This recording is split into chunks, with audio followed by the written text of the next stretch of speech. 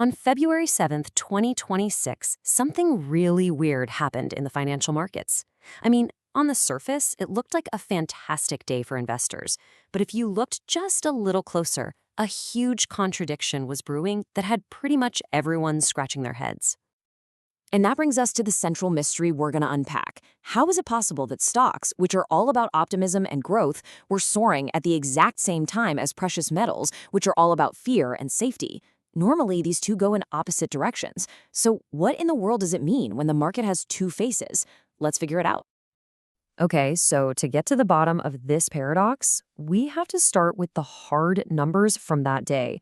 And trust me, the data tells a pretty wild story about a market that's being pulled in two different directions at once. First up, the big risk-on signal. The Dow Jones shot up an incredible 2.47%. Now, that's not just a small bump. That's a huge vote of confidence from investors, especially after a couple of pretty rough days for the market. But at the very same time this was happening, silver, a classic safe haven asset, exploded by almost 9.5% in one day. A move that big is literally historic, and it screams that people are rushing to find safety and hedge against some kind of threat. You see the problem here, right? And this wasn't just some weird fluke with the Dow and silver. As you can see, the S&P 500 and the Nasdaq were also way up, which just confirms that risk-on mood. But look over here. Gold also smashed a new record high right alongside silver's insane surge. The whole market was basically sending us completely conflicting signals. So this brings us to the key idea you need to understand today: risk-on and risk-hedge coexistence. It's a really rare situation where investors are basically saying two things at once. I feel great about the market today, but I am absolutely terrified about what could happen tomorrow. All right, so the million-dollar question is why? Why is this happening? What powerful forces are out there giving the market this split personality?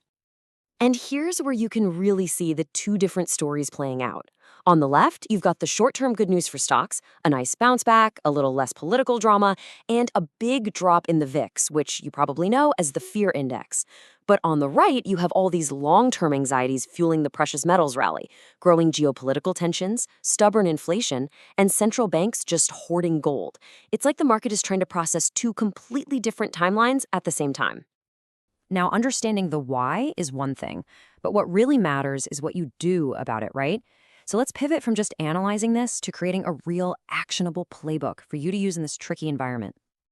This is the question on everybody's mind. Do you ride the wave of optimism in the stock market? Or do you pay attention to the huge warning signs coming from gold and silver?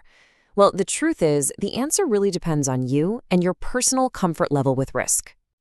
So we're going to break this down into three clear profiles. Just find the one that sounds the most like you, and you'll walk away with a clear strategy for this two-faced market.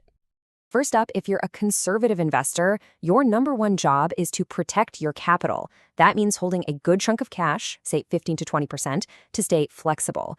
You'll want some precious metal ETFs as a kind of insurance for your portfolio, and then you'll want to lean into stable, high-dividend stocks. Think big, boring, reliable companies. The main goal here? Don't get caught up in the short-term frenzy. Okay, now for the moderate investor, and this is probably a lot of you, the name of the game is balance.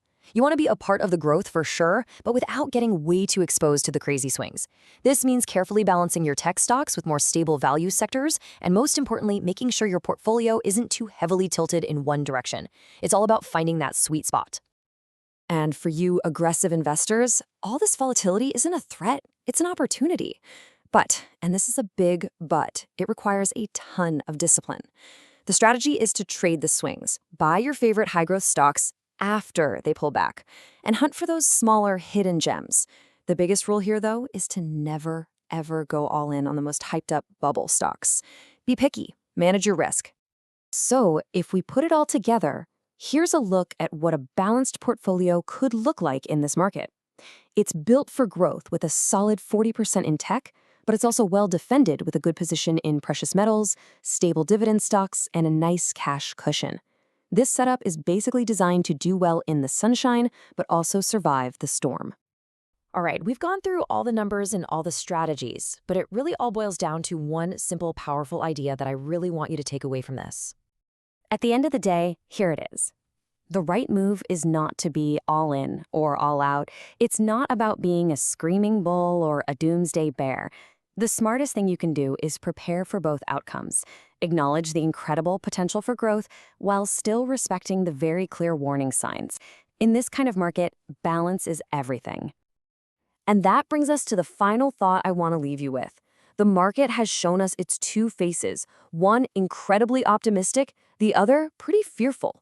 So the only question you need to ask yourself is this: is your portfolio actually ready to face both of them?